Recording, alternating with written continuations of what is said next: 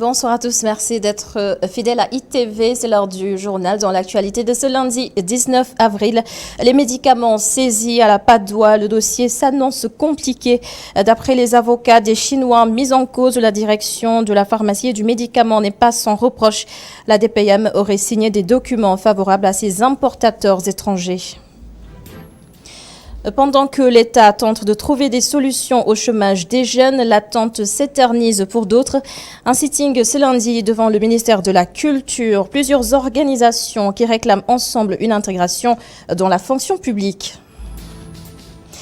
Également dans l'actualité, cet élan de solidarité de l'Église catholique en période de Ramadan. Des denrées alimentaires d'une valeur de 5 millions destinées aux familles de Mbobos très éprouvées par la pandémie de Covid-19. Et enfin, les sports dans la seconde partie de cette édition. Toute l'actualité du jour et du week-end présentée par Pape Malik Diaw.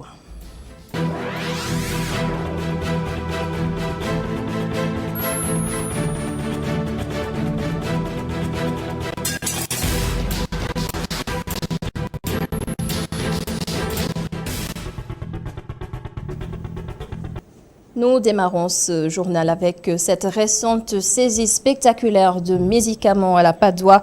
La direction de la pharmacie et du médicament aurait signé des documents attestant de la fiabilité des Chinois mis en cause dans cette affaire. Voilà ce qu'on peut retenir, entre autres, de la conférence de presse aujourd'hui des avocats de ces Chinois. Selon Maître Elhadj Diouf, oui, cette affaire n'est qu'une mascarade. Je propose de le suivre. D'abord, il n'y a pas de déportation frauduleuse. La douane est très claire. Ensuite, il n'y a pas de faux médicaments. Donc, il n'y a pas d'infraction. Pas de faux médicaments, pas de trafic illicite, pas de délit douanier. C'est des dispositifs médicaux. Pas un seul médicament qui doit soigner une maladie. Je le jure sur le Coran. Aucun faux médicament n'a été saisi sur notre cliente. Qu'on vous montre le nom du médicament, faux, saisi. Un seul médicament sur les milliers de caisses que vous avez vues là-bas. Qu'on vous montre, et je défie la direction de la pharmacie de nous montrer, et de vous montrer, vous, de montrer à vous, journalistes, un seul faux médicament décelé, faisant l'objet d'une expertise par un sachant, un homme de l'art. Subitement, on invente un délit, on invente un défaut d'autorisation. La direction de la pharmacie, qui connaît bien cette entreprise, qui s'appelle Dahai Compagnie SRL, va demander aux policiers d'aller là-bas, d'arrêter les Chinois, pour mettre un autre. Peut-être il y a un deal. Qui sait? Est-ce que quelqu'un n'est pas derrière pour prendre la place des Chinois? Mais ça, une enquête va le prouver. Et cette manifestation commune devant le ministère de la Culture, le collectif des animateurs culturels, les éducateurs spécialisés, le front de lutte d'Oïna et le regroupement des diplômés sans emploi, tous unis en un seul front pour réclamer ensemble leur intégration dans la fonction publique sur place Matarguer. Financer nos projets, c'est le cri du cœur du collectif des éducateurs spécialisés. En sitting devant les locaux du ministère de la Culture et de la Communication, le collectif tape du poing sur la table. Le sitting, il a une seule raison d'être. C'est que des jeunes Sénégalais sont diplômés et sont formés. Et pire, ces jeunes Sénégalais ont réussi à des concours organisés par l'État du Sénégal. On refuse de les recruter dans la fonction publique pour recruter d'autres personnes qui ne sont rien d'autre que les militants. Le collectif regroupe 50 éducateurs spécialisés. Ndéa Soudiba, présidente du collectif. Elle déplore des années de promesses sans engagement de l'État. Ça fait 14 ans actuellement. À chaque fois, c'est des promesses. Jusqu'à présent, rien. Là, on interpelle notre direction, notre ministère de tutelle et le président de la République. Les éducateurs spécialisés ont besoin de travail. Les éducateurs spécialisés ont besoin d'emploi. Le coordonnateur du collectif annonce un plan d'action. Aujourd'hui, on a choisi de venir au ministère de la Culture. Mais le prochain sitting, il se tiendra au ministère de la Justice. Après le ministère de la Justice, nous allons tenir un sitting au niveau de la DER. Et au ministère de la Fonction publique, évidemment. Le collectif promet de dérouler ce plan d'action dans les brefs délais. Merci beaucoup, Matar Nguer. Il est vrai que les monuments et les sites historiques constituent un patrimoine culturel, mais bien des Sénégalais ne partagent pas cette réflexion. Ils ne s'identifient pas à ces édifices. Certains nourrissent même une certaine frustration vis-à-vis de ces symboles. Pape Medjao nous en parle. Le monument de la Renaissance africaine, la porte du millénaire, la statue d'Emba et Dupont, beaucoup de Sénégalais ne leur trouvent pas d'importance. C'est le cas de ce quinquagénaire rencontré à quelques mètres de la statue d'Emba et Dupont vers le port autonome de Dakar. Il trouve même révoltant ces édifices. Les monuments, leur valeur actuellement, je ne dirais pas que c'est des valeurs quand même qui pourraient quand même profiter quand même aux populations, d'autant plus que c'est des monuments qui retracent quand même des fois des histoires amères. Quand on nous parle quand même de l'esclavage, on nous installe des monuments. Dire que c'est bénéfique quand même pour la population. Ce taximan nous confie qu'il a déjà visité le monument de la Renaissance africaine, mais il le regrette. Mais moi, personnellement, à mon avis, il y a des choses beaucoup plus importantes que ces monuments qu'on n'aurait dû pas construire. Je n'accorde aucune importance à ces édifices. J'ai une fois, par exemple, visité le monument de la Renaissance après avoir payé 1000 francs CFA, mais je l'ai vraiment regretté, car sur place, je n'ai vu rien.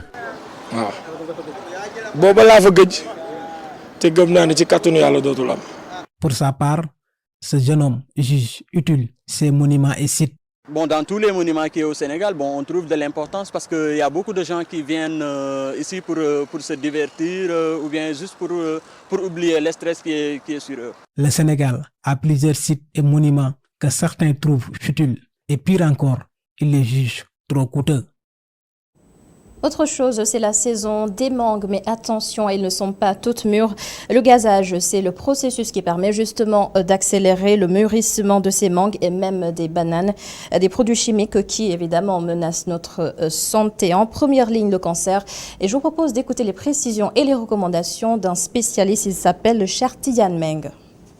Dans cet article, il est relaté la position d'un organisme de contrôle des produits alimentaires en Inde qui est arrivé à la conclusion que c'est nocif pour les consommateurs. C'est susceptible de causer des cancers ou des troubles neurologiques. Ma conception, c'est que l'alimentation, plus elle est naturelle, mieux c'est. Donc, même si les scientifiques arrivent à me prouver que c'est pas dangereux, je préfère manger naturel, manger des mangues mûres, non gazées. C'est-à-dire que le goût est meilleur que des mangues gazées. Par ailleurs, quand on réfléchit, on se rend compte que le Sénégal a plus intérêt à ne pas faire prospérer le gazage des mangues, surtout des bananes, parce que là, c'est montré un enjeu économique qui consiste à dire que si on arrête le gazage des bananes, donc les bananes qui nous parviennent essentiellement de pays étrangers auront du mal à arriver ici parce que si on doit, ici, ils doivent nous les couper mûrs ou à maturité pour nous les envoyer au Sénégal. Avant d'arriver ici, ça va être gâté. Alors que c'est pas le cas pour nos bananes qui viendraient de Sédhiou, qui viendraient de Tambacounda. On peut bien les couper, sinon mûres, du moins matures, pour qu'arriver ici à Dakar, qu'on puisse les manger délicieusement en ayant toutes les vertus que c'est les diététiciens dont il est question ici, dont on a parlé, contenues dans ces bananes. Quoi de mieux qu'un bon verre de bissap tout frais après la rupture? En tout cas, on en raffole et c'est très prisé en cette période de jeûne. Du jus fait maison, c'est ce que l'on préfère. Et c'est le sujet Ramadan ce soir, signé Abindiaï. Marché Tilène de la Médina, les vendeuses guettent les premiers clients sous un soleil de plomb. Le jeu en vaut la chandelle car le produit qu'elle propose s'écoule facilement en cette période de Ramadan, le bissap. Aïssatou, vendeuse des biscuits encore appelés bissap, ne dira pas le contraire. Avec le début du mois de Ramadan, la vente de bissap marche un peu. Les clientes arrivent lentement, nous rendons grâce à Dieu et nous arrivons à satisfaire nos besoins. Fatou est moins emballée. Elle déplore une baisse de la vente à cause du coronavirus. Le bissap est cher maintenant. Nous vendons le sachet parfois à 50 ou même à 100 francs. Les clientes achètent le pot à 300 ou 400 francs et ne veulent pas qu'on augmente de prix. Ces temps-ci, ça va un peu mieux. Amiel en est même à solliciter un appui de la part des autorités. Il arrive parfois que la vente de bissap marche, par contre d'autres jours non. Parfois également tu peux descendre avec 1000 francs, 2000 ou même 2500. Et avec ça, tu n'arrives pas à nourrir ta famille.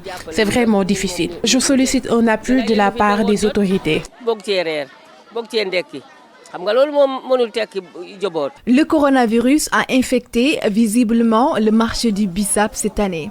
Mais la boisson ne semble pas avoir dit son dernier mot. Le mois de Ramadan est aussi une période de solidarité, je le disais, et en titre, 5 millions de francs CFA en denrées alimentaires distribuées aux familles vulnérables de Mbebe. C'est à l'initiative de l'Église catholique, Mamadou Lamine Fati. Une population presque oubliée dans la décharge de Mbebes. L'Église universelle n'est pas insensible à sa condition. Pour que la population, ou une partie de la population de Mbebes puisse quand même avoir un peu de moyens à manger. Nous savons que cette époque de pandémie, elle est difficile pour tout le monde. Nous savons qu'il y a des personnes partout qui ont perdu de l'emploi.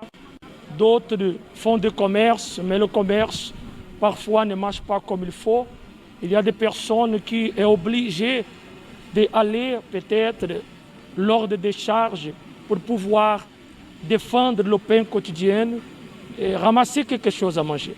Et cela nous fait mal. Le mois de Ramadan, une occasion de partage et de communion. Un moment choisi par l'Église universelle pour appuyer les populations de Mbebes. Où nous allons partager également des aliments.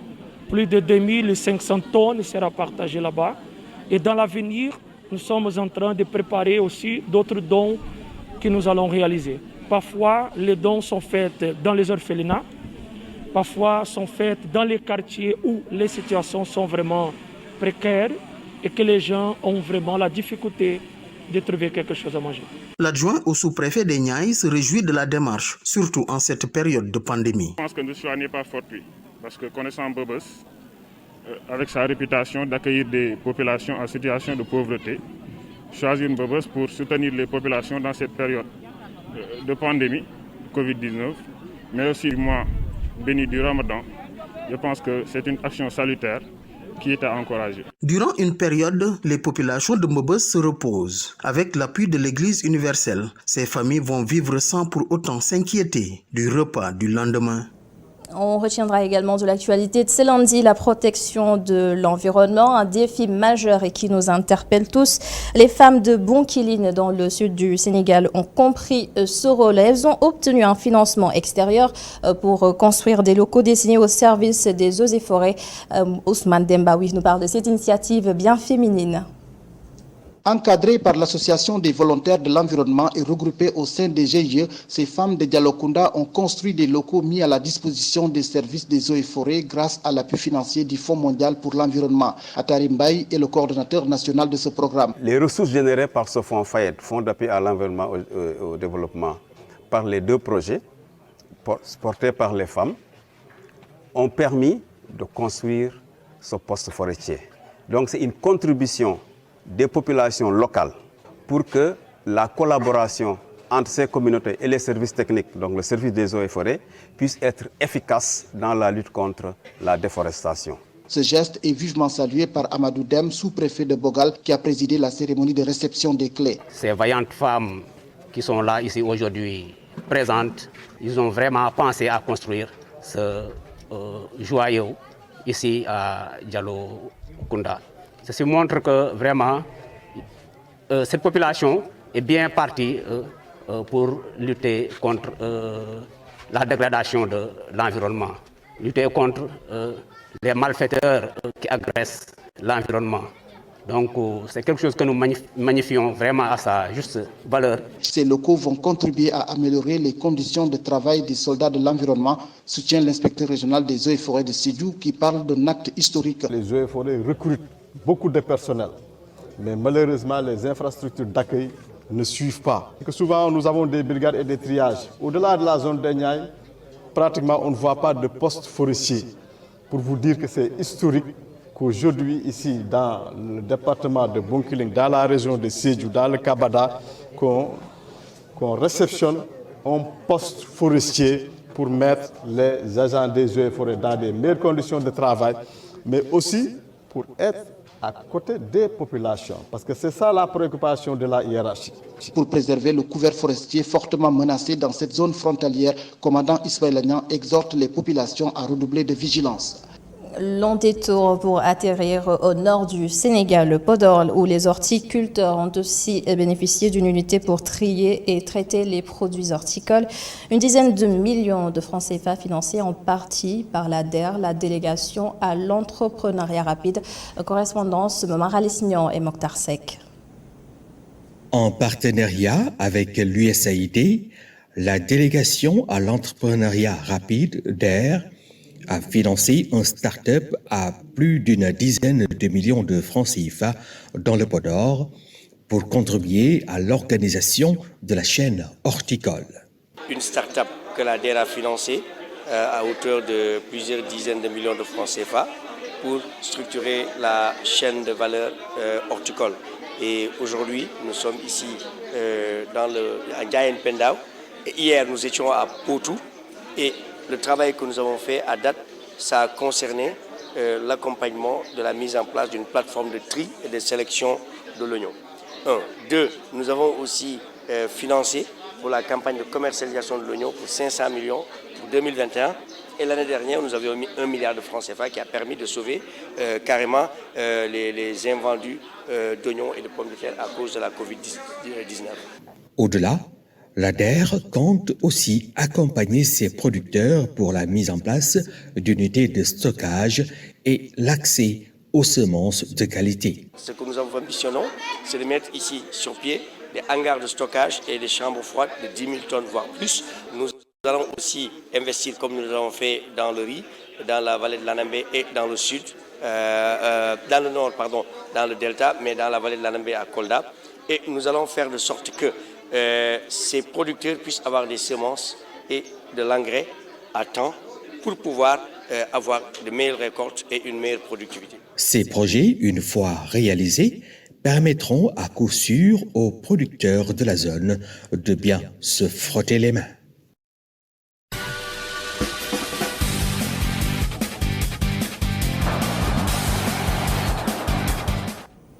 La page des sports, comme tous les lundis, présentée par Pape Malik Jaou. Bonsoir Pape Malik. Bonsoir Adamanouchkaba. Alors nous démarrons avec du football. Focus sur la nouvelle compétition européenne des clubs appelée la Super League. Tout à fait. Dans la nuit de dimanche à lundi, 12 clubs ont officialisé donc la création d'une nouvelle compétition pour les clubs européens. Et cette compétition se nomme donc la Super League, une petite bombe qui a suscité, il faut le dire, de nombreuses réactions aux quatre coins du monde et même de l'Europe. La cause est toute simple. La plus prestigieuse des compétitions, à savoir la Ligue des Champions, pourrait disparaître avec cette naissance de la Super League. Les détails avec Cheikh Hassan Afal. La nouvelle était certes attendue depuis dimanche, mais l'annonce a fait l'effet d'une bombe. Tard dans la soirée, 12 des clubs européens les plus riches ont officialisé le lancement de leur Super League, une compétition privée destinée à remplacer ou concurrencer la Ligue des Champions. Le Real de Madrid, le FC Barcelone, l'Atlético de Madrid, la Juventus de Turin, l'AC Milan, l'Inter Milan, Liverpool, Manchester United, Manchester City, Chelsea, Tottenham et Arsenal se sont réunis dans cette optique comme indiqué dans un communiqué qui précise que 3 clubs supplémentaires seront invités à les rejoindre avant le début de la saison inaugurale qui démarrera aussitôt que possible. Et ainsi, chaque année, 5 autres équipes supplémentaires seront intégrées annuellement en fonction des performances de la saison précédente pour une ligue au nombre de 20 équipes réparties en 2 poules de 10. 4 équipes seront qualifiées par poule